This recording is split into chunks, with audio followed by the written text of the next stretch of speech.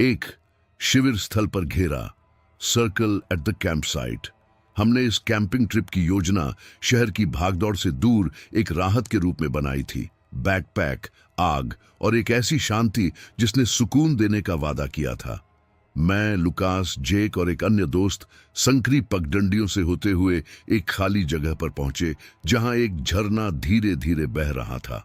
हमने तंबू गाढ़े, खाना खाया, कहानियां सुनाई और दुनिया को पीछे छोड़ दिया। रात में जब आग केवल अंगारों में बदल गई थी, लुकास झरने के पास गया और वह कुछ बदला हुआ वापस आया। कैंप साइट के चारों ओर पैरों के निशान थे, विशाल, ताजा, गोलाकार, जैसे कि हमारे सोते समय कोई हमारे इर्द गिर्द चक्कर लगा रहा हो।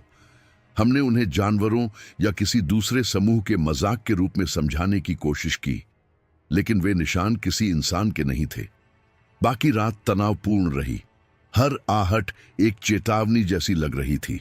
भोर होते ही हमने खामोशी में अपना सामान बांधा और निकलने से पहले जंगल से आई एक भारी आवाज ने हमें भागने पर मजबूर कर दिया। हमें पेड़ों के अलावा कुछ नहीं दिखा, बस उन कदमों के निशान थे जिनका पीछा करने की हिम्मत हम कभी नहीं जुटा पाए।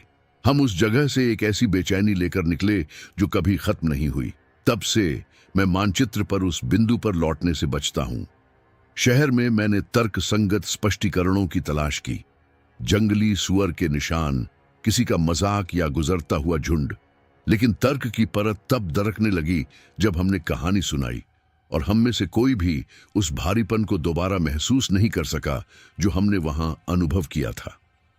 महीनों बाद एक पार्क में टहलते हुए मुझे फिर से वही सनसनी महसूस हुई। मुझे एहसास हुआ कि जंगल ने मुझ में कुछ छोड़ दिया है। एक स्थायी संदेह कि हर खाली स्थान वास्तव में खाली नहीं होता। अब जब मैं लंबी पैदल यात्रा, हाइक पर जाता हूं, तो मैं पहले जैसा नहीं रहा। मैं पैनी आंखों से चलता हूं, इस एहसास के साथ कि प्रकृति रहस्य रखती है जो मानवीय जिज्ञासा का पालन नहीं करते।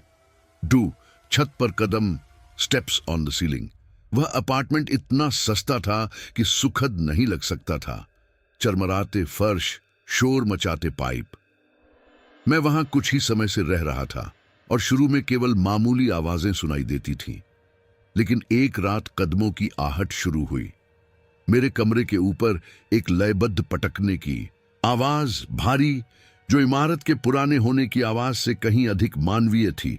वह शोर रुक रुक कर आता था, फिर एक जोर की आवाज जैसे कुछ विशाल गिर गया हो। छत पर सीलन के धब्बे और एक दरार आ गई जो पहले नहीं थी। मैंने मकान मालिक को फोन किया। उसने कसम खाई कि अटारी में कुछ नहीं है। रात में वह आवाज वापस आई और भी करीब, एक नरम हथौड़े जैसी आवाज और फिर दीवार में अस्पष्ट आवाजें। मैंने सब कुछ बंद किया, अपना सामान उठाया और पीछे मुड़कर देखे बिना भोर में निकल गया। आज जब मैं किसी नई जगह का दरवाजा बंद करता हूं, तो मुझे ऐसा महसूस होता है कि छत के अंदर से कुछ धड़क रहा था। वहां से भागने के बाद मैं दूसरे अपार्टमेंट में चला गया और कुछ समय तक मुझे ऐसा लगता रहा कि कोई मुझ पर नजर रख रहा है। समय के साथ मैंने उस डर को सावधानी में बदलने की कोशिश की। मैंने छत का निरीक्षण किया, संरचना की जांच के लिए तकनीशियन को बुलाया। रिपोर्ट में सब कुछ साफ था, ऊपर कुछ भी नहीं था। कभी कभी जब घर में पूरी शांति होती है, तो मैं अभी भी ऊपर एक ठहरे हुए कदम की कल्पना करता हूं। मैंने दोस्तों को बताया। कुछ हंसे और बोले, पुरानी इमारत है, यह सामान्य है। दूसरों ने चुप्पी साध ली। सबसे परेशान करने वाला जवाब एक व्यक्ति ने दिया, जिसने फुसफुसाते हुए कहा, कुछ जगहें ऐसी होती हैं जो हमारे डर का जवाब देती हैं। तब से मैं पूरी तरह सन्नाटे से बचता हूं। कभी कभी जब रात होती है और सब कुछ रुक जाता है, मुझे छत पर उसी पुरानी थपथपाहट की हल्की आवाज सुनाई देती है और मैं अपनी आंखें बंद कर लेता हूं, यह स्वीकार करते हुए कि कुछ आवाजों का कोई स्पष्टीकरण नहीं होता।